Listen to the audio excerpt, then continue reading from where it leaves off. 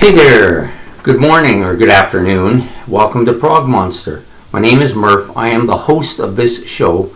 This is a show that is somewhat dedicated to progressive rock and other forms of rock music. I say somewhat because we're not doing that so much this week.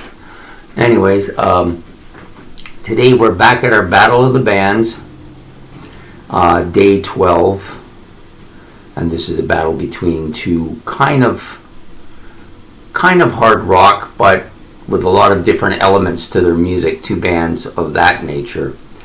First of all, I want to apologize again for it coming out late, but the last couple of days I've been rearranging the office to more suit a couple of things. I wanted to create a bit of more of an atmosphere. I put some posters up. There'll be more. There's a tapestry coming and a few other things. I also wanted to create a better lighting situation. I believe this is much better. I won't know until I do an evening video, of course, but for the day one, I think the lighting is much better. And I actually feel much more comfortable and so, because I was having a hard time with my leg because of the desk. So, anyways, enough of that. On to the battle. So this is battle March the 12th, battle number 12, between two kind of, like I said, bands with hard rock but other elements to their music. I want to say right off the bat, it's a bit of a landslide, pretty much a blowout here in some ways. The first band, which is called The Old Man of the Sea, it's their self-titled album from 1972. The second band is Mountain, the climbing album, and I believe it's from the same year, but it might be 1970. I'm not 100% sure. I, for some reason, didn't mark it down when I was doing it. I'm not sure why I didn't, but I didn't. At any rate, we have basically 9 tracks on the Mountain album and 7 tracks on The Old Man of the Sea. However, I did try to change venues and listen to it off of YouTube site, but there was about 5 or 6 extra tracks added to it, so I didn't include those in it. We'll start by doing The Old Man of the Sea, self-titled album in 1972. Okay, I'm going to get off by saying something that perhaps I should have said earlier, but it's something that I've become much more aware of as this has gone on. I do not like keyboards, generally speaking, on hard rock bands or heavy metal bands for that purpose. Now, I don't want to say I completely dislike them. I think it's basically how they're used that causes me the issue. First of all, don't really care for Hammond organ. It has its place, and some songs it fits well with, but for the most part, I don't really care for it. The other thing about keyboards, if they're using it as background noise and it's continuous, that turns me off completely. Completely, utterly cannot stand that at all. Now, I think keyboards by heavy metal bands or hard rock bands are good when used appropriately. And now I'm going to give you some examples because I thought about this. 2112, and this also goes for synthesizers, not just keyboards.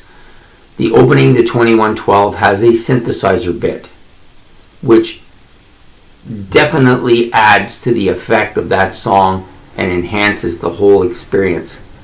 Great use of synthesizers. Rainbow, Tear It Woman.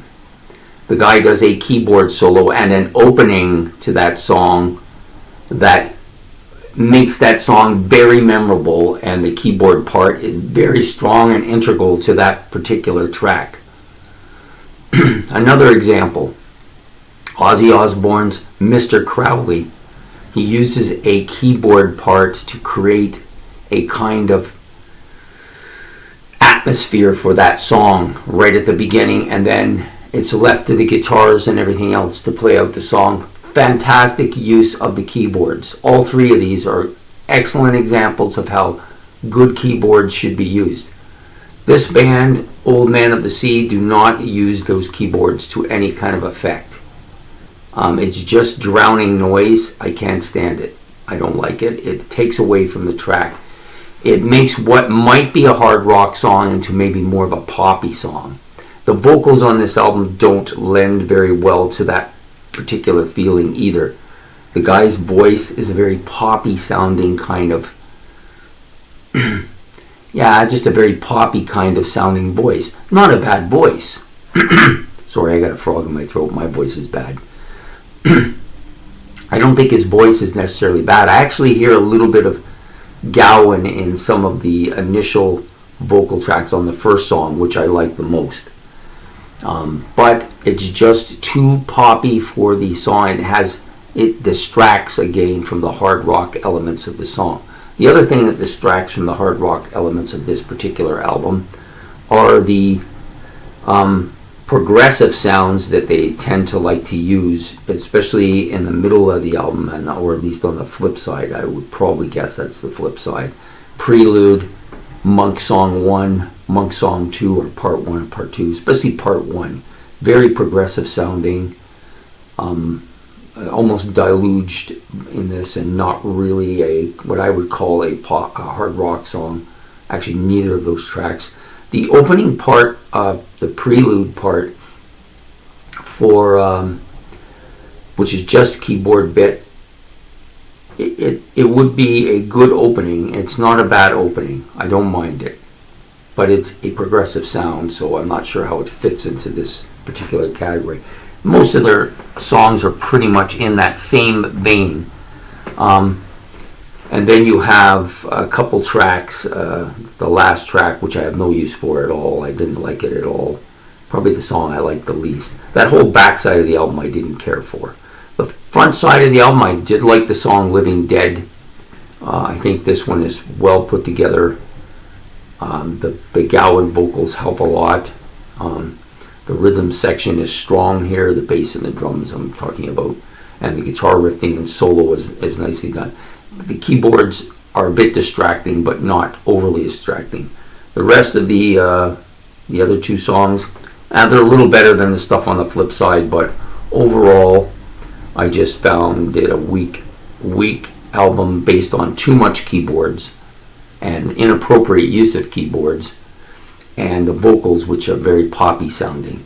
And overall, their instrumentation is I don't want to say it's bad, because I was distracted by the other elements a little too much. Anyways, and also the distracting part of this album is that it was difficult to get the whole set on and find out what the tracks were. That was a little bit irritating, but I got her done, and we listened to it, and I think I gave it a fair shake. Production isn't great, it's not bad. Sounds a little bit dated, and definitely the album quality, like the overall sound of the album, isn't very strong either, like volume wise, I guess is the best way to put it. Now it's going up against Mountain. This is a legendary hard rock band. The first track on this album completely blows away the other album, and there's no point even going on beyond that, because it already won with that first track, which Mississippi Queen. Yes, of course, that song has been covered by 1.5 billion people, and that's fine. It's a good track, very heavy. The vocals are perfect for that song. I gave it an 8, easily better than anything else on either album. But we'll get past that. So the Mountain Group is a strong kind of hard rock band for the most part. The ending part of the album is a little bit not hard rock. I wouldn't call it the last. If I wanted to say it, I would say the last 3, maybe 4 tracks. Well, 3 of the last 4 tracks anyways are kind of more, I want to use the word pastoral, but I don't think that's a good way to describe it. It's very acoustic, I guess, in sounding. So they did a bit of an acoustic part on the flip side of the album for the most part. The first track, of course, Yazur's Farm, is pretty heavy, and it's telling a story, and it's kind of in a bluesy way. His vocals are very good for this album. They suit it. They bring out the heaviness. It's that kind of scratchy rawness to his voice that really bring out the strength of this album, I think. He does have a few songs where it gets a little bit poppy sounding, but hardly anything like The Old Man of the Sea. Um, the songs that I enjoyed the most, other than Mississippi Queen, were almost all on the flip side, even though it wasn't really heavy. That song, To My Friend, which is an instrumental with a guitar opening with some harmonics, some more acoustic parts, it builds up nicely, gets a little bit heavier with the acoustic parts and a little bit faster with the acoustic parts, but it's pretty much an acoustic guitar bit. Well, tastefully done though. I think it's a great tune. For what it was, I liked it. I gave it a 6. I think if they had built it up to a certain point and then burst in with a heavy guitar riff and made a heavy song, I think it might have been even a stronger effect than it was. But as it is, it's still pretty solid track. The Laird, this is another acoustic opening. Again, another nice overall acoustic sound. It was a little bit heavier, but not too much heavier. It's a softer track, but it was well done. Another tasteful song, but then again, not a hard rock song. Very acoustic, very kind of. I don't want to use the word pop because pop entails a certain sound that I don't think applies here. It's just more or less kind of quiet rock. I guess that's what you want to call it. Sitting on a Rainbow, heavy drum part and guitar riffs, very good. Rough vocals here. I think it was really good. I just think the guitar bits on this song were the best on the album. Really, well, maybe other than Mississippi Queen, were very tastefully done. This is a strong track. And then the last track, Boys in the Band. See, now this is a tasteful use of keyboards. They used a piano with a weeping guitar bit at the beginning, and it got heavier towards the end, but the piano bit fit in its parts perfectly. It wasn't dominating. It didn't play all over and take over the song. It just played its part to add to the song. That's what I'm talking about. The rest of the tracks, there's good parts and bad parts to all the songs. I like the Never in My Life. It's pretty heavy guitar riffing, and the vocals are pretty strong on this track as well. I think it's a well orchestrated album. It has enough hard rock on it to be considered a hard rock album, and enough kind of different parts to it to give it a little bit of a different feel, you know. So it's an album that could grow on you. It doesn't necessarily play a certain way for a couple of weeks. You hear all the tracks, they're all the same, and then you burn out on it.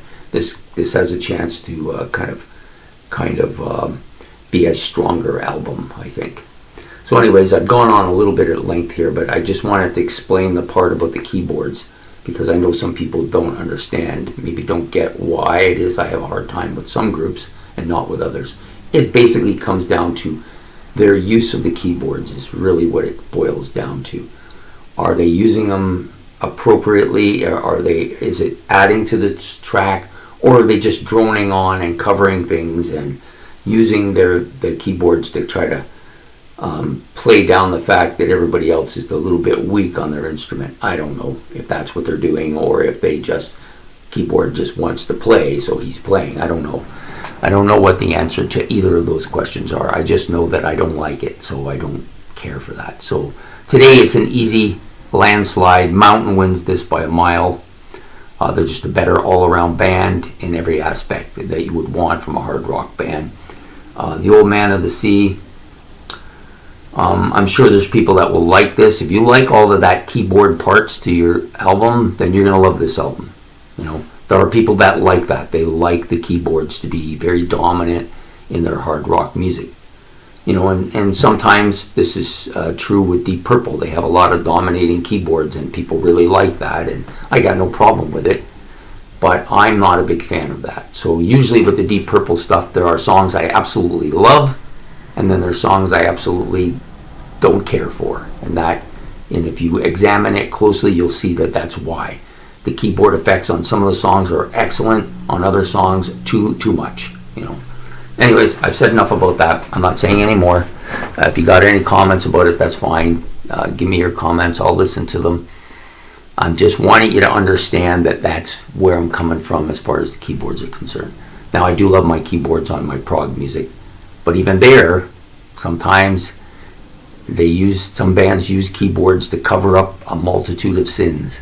Anyways, you have yourself a good day. Please like and subscribe. It's much appreciated, and we'll be back. This is going to come out right away, and we'll be back to our normal set now that I got the office set to go. So take care. Bye.